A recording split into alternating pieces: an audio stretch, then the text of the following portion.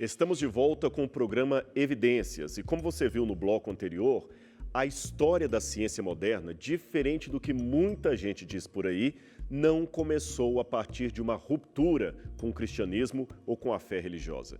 Isto é um mito baseado em fontes secundárias, imprecisas e distorcidas. A bem da verdade, foi apenas a partir de 1860 que pequenos grupos de cientistas, liderados por Thomas Huxley, se organizaram com o propósito de acabar com o domínio cultural do cristianismo, especialmente na Inglaterra. Quer um exemplo do que eles fizeram? Pois bem, então vamos lá. Você já ouviu falar aquela história de como Colombo, por acreditar que a Terra era um globo, não plana, teve de convencer os monarcas espanhóis de que ele não cairia no abismo se navegasse continuamente para o horizonte? Lembra dessa história? Pois bem, isto sempre soou como uma boa história, mas hoje os especialistas reconhecem que isto é um mito. Isto mesmo, tal coisa nunca aconteceu.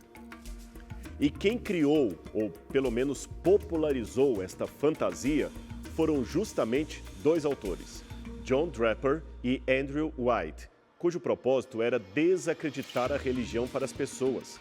Eles diziam assim que os cientistas afirmavam que a Terra era redonda, enquanto os tolos teólogos ensinavam que era quadrada. White, diga-se de passagem, escreveu um livro a esse respeito e fundou a Universidade de Cornell, uma das primeiras instituições seculares de ensino da América. Draper também havia escrito um livro de título quase semelhante ao de White, A História do Conflito entre a Ciência e Religião, que chegou a vender nada menos de 50 edições em poucos anos. Em ambos os livros, é possível ver uma direta exposição do que seria um eterno conflito entre a racionalidade da ciência versus a ignorância da religião.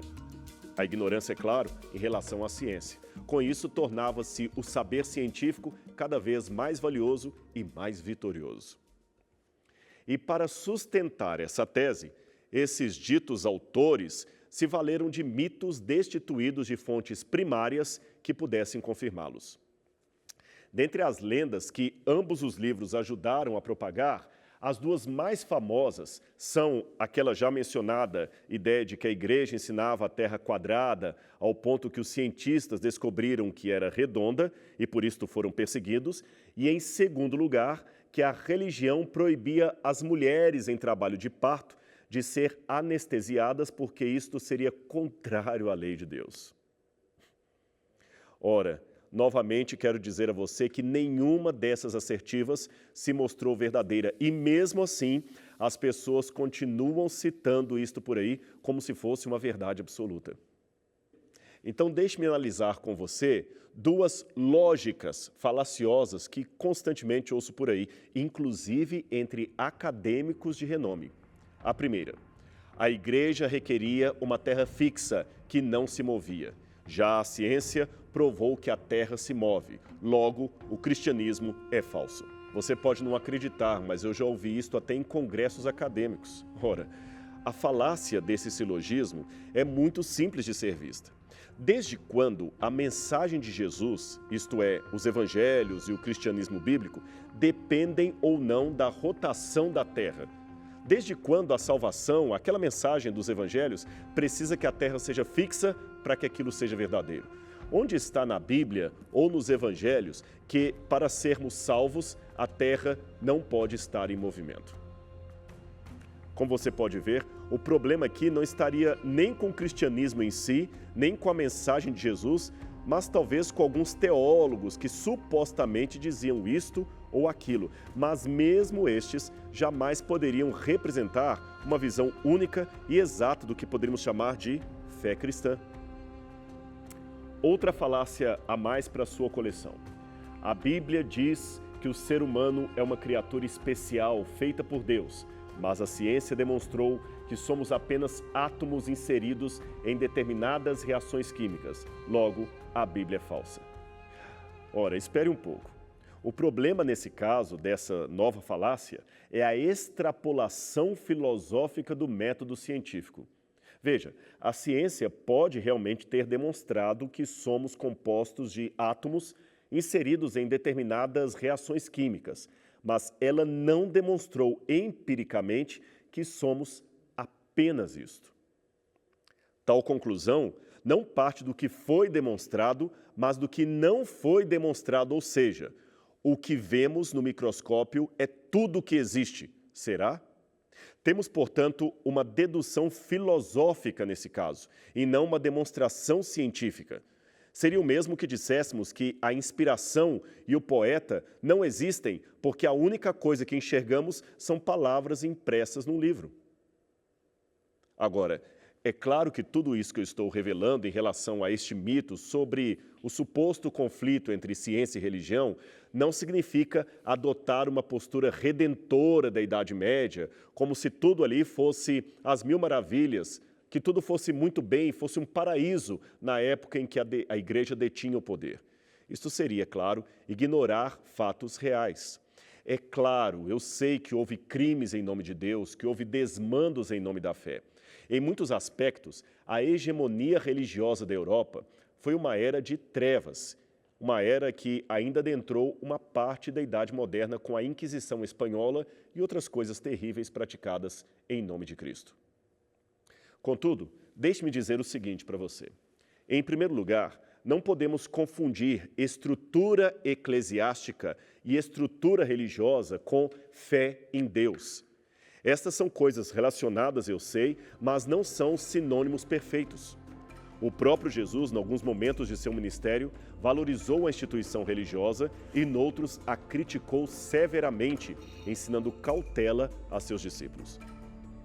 Em termos proféticos, tanto Jesus como outros autores, a exemplo de Paulo e João no Apocalipse, disseram que haveria de ocorrer no futuro uma grande apostasia no meio do povo de Deus, isto é, uma união ilícita entre religião e forças políticas do mal.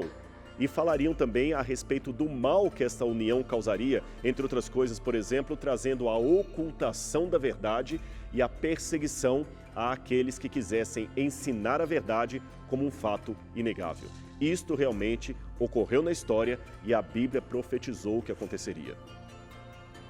Contudo, não podemos cortar a floresta inteira apenas por umas árvores que se mostraram podres. Isto não seria prudente. Do mesmo modo, estou dizendo em forma de parábola, eu não posso acusar de assassinato o assaltante que se limitou a assaltar o banco e não matou ninguém.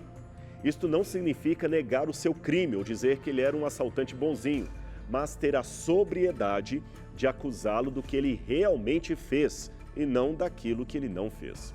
Ademais, seria uma injustiça condenar junto com ele a sua mulher, os seus filhos e tudo mais que não tivesse relação alguma com o assalto que ele praticou.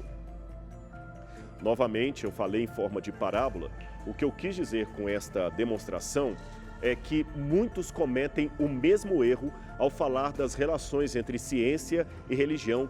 Acusam a fé cristã de crimes que ela não cometeu e querem que os cristãos sejam condenados pelos demandos de uma instituição religiosa que nada tem a ver com a fé do indivíduo em Deus. E mesmo no caso da dita instituição religiosa ou eclesiástica, devemos nos limitar a falar do que ela fez e não criar novos crimes apenas para torná-la mais culpada ou até mesmo execrável. Isto seria uma desonestidade moral e intelectual por parte de quem acusa, principalmente quando o acusador se diz um intelectual e um livre pensador. Quero lembrar também que, milênios antes de toda essa polêmica de ciência versus religião, homens religiosos, repito, religiosos, investigavam a natureza de um modo, digamos, científico. Veja, sacerdotes egípcios, chineses, babilônios, todos eles bem religiosos, desenvolveram tremendamente a matemática e a astronomia daquele tempo, e também a medicina. É claro que eles não utilizavam o método científico, que seria sistematizado somente na modernidade. Contudo, ninguém pode negar o avanço que fizeram em descobrir importantes leis da natureza. Ademais, o próprio método científico se deveu ao trabalho pioneiro de religiosos islâmicos e, posteriormente, religiosos cristãos. Eu gosto do modo como a Confissão de Fé da Igreja Reformada na Bélgica sugeriu, ainda que indiretamente, uma relação interessante entre ciência e religião. Este credo diz assim: nós reconhecemos a Deus por duas vias. Primeiro, pela criação, preservação e governo do universo, uma vez que o universo está diante dos nossos olhos como um livro, no qual todas as criaturas, grandes e pequenas, são como letras que nos fazem pensar sobre as coisas invisíveis de Deus, seu eterno poder e sua divindade.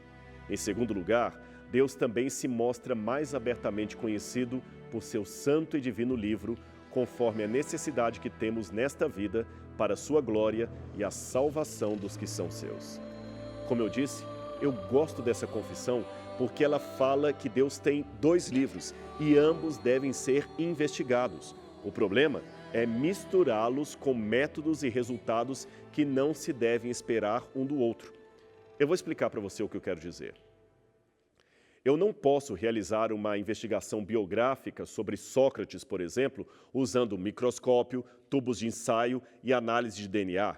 Eu tenho de me valer de outras fontes de pesquisa e usar outro método. Da mesma forma, eu não posso investigar a cura do câncer valendo-me de manuscritos gregos produzidos em Atenas. São duas áreas de investigação diferentes, com resultados, informações e métodos de pesquisa diferentes um do outro. Do mesmo modo com a Bíblia e a ciência.